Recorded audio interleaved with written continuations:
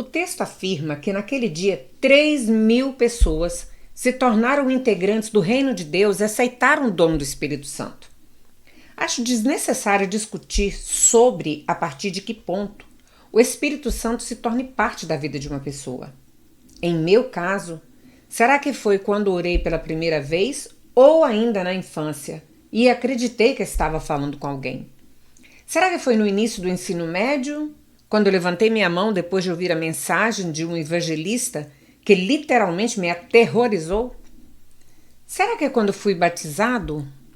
Será que foi na minha adolescência quando realmente estabeleci um relacionamento pessoal com Jesus? Poderia ter sido na faculdade, quando fui à frente durante um estudo bíblico carismático para receber o Espírito Santo? Ou foi mais tarde quando optei por render minha vida integralmente a Jesus?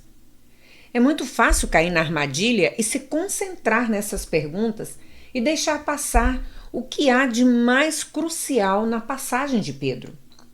Quando preguei a respeito dessa passagem na minha igreja, minha filha de 7 anos, Mercy, entendeu. Ela se aproximou de mim depois do culto e disse: Papai, quero me arrepender dos meus pecados, ser batizada e receber o dom do Espírito Santo. Adorei a simplicidade e a grandeza da sua fé. Ela não precisava discutir os pontos mais complicados. Quando e como exatamente o Espírito Santo viria. Só queria obedecer a passagem bíblica da melhor maneira possível. Sei que Mercy não possui o conhecimento bíblico que muitos de nós temos, mas me pergunto, quantos de nós possuímos a fé que ela demonstrou?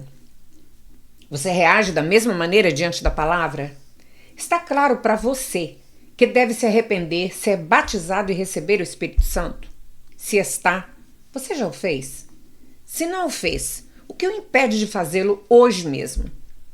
Por que será que às vezes sentimos que precisamos entrar em uma discussão interminável sobre essa questão, analisando em detalhes cada situação hipotética possível e respondendo primeiro a todas as perguntas de ordem teológica? Quando será que simplesmente responderemos de maneira positiva à verdade que ouvimos e em seguida pensaremos nas perguntas com base nessa experiência? Agora que temos um contexto para relacionar com a vinda do Espírito Santo aos primeiros discípulos e o que somos instruídos a fazer em resposta a essa iniciativa divina, passaremos a nos concentrar em algumas verdades práticas a respeito de quem o Espírito é e o que ele faz em nossa vida. Em primeiro lugar, o Espírito Santo é uma pessoa. Ele não é um poder ou uma coisa meio vaga. Costumo ouvir algumas pessoas se referindo ao Espírito como se fosse uma coisa ou uma força que podemos controlar ou usar. Essa distinção pode parecer sutil ou trivial, mas é, na verdade, um grande equívoco em relação ao Espírito e ao seu papel na sua vida, na nossa vida. João 14,17, lemos que o Espírito Santo vive com vocês e estará com vocês. Isso nos conduz a um relacionamento com o Espírito Santo.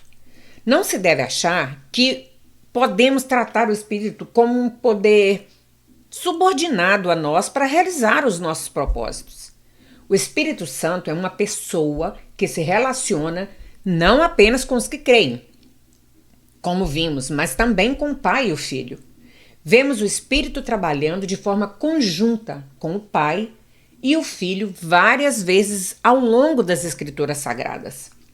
Em Mateus capítulo 28, versículo 19, em 2 Coríntios capítulo 13, versículo 14. Segundo, o Espírito Santo é Deus. Ele não é menor ou de natureza diferente em relação a Deus Pai e a Deus Filho. O Espírito é Deus. As palavras Espírito e Deus são usadas de maneira relacionada e alternada no Novo Testamento. Em Atos, lemos o seguinte sobre o desafio que Pedro faz a Ananias. Então perguntou Pedro: Ananias, como você permitiu que Satanás enchesse o seu coração a ponto de você mentir ao Espírito Santo e guardar para si uma parte do dinheiro que recebeu pela propriedade? O que levou a pensar em fazer tal coisa? Você não mentiu aos homens, mas sim a Deus. Atos capítulo 5, versos 3 e 4. Nesses versículos, vemos como Pedro se refere explicitamente ao Espírito Santo como Deus. E é fundamental nos lembrarmos disso. Quando nos esquecemos do Espírito, estamos, na verdade, nos esquecendo de Deus. Terceiro, o Espírito Santo é eterno e santo. Lemos no Evangelho de João sobre a promessa que Jesus fez aos discípulos, de que o Espírito estaria com eles para sempre. Capítulo 14, versículo 16. E em Hebreus, vemos que foi por intermédio do Espírito Eterno que Jesus se ofereceu de forma imaculada a Deus. Capítulo 9, versículo 14. O Espírito não é simplesmente um ser espiritual, volúvel e excêntrico, que vem e vai com o vento. Ele é um ser eterno. O Espírito também é santo.